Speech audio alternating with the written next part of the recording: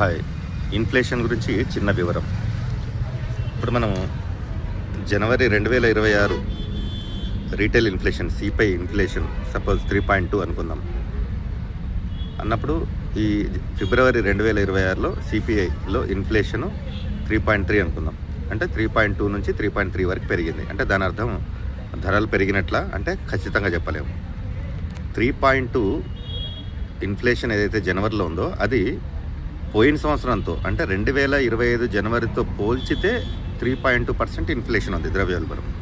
ఇప్పుడు ఫిబ్రవరిలో 3.3 ఉందని చెప్తున్నాం. ఇది ఈ ఇన్ఫ్లేషను దేంతో పోలిస్తే ఫిబ్రవరి 2025తో పోలిస్తే 3.3% పెరిగింది.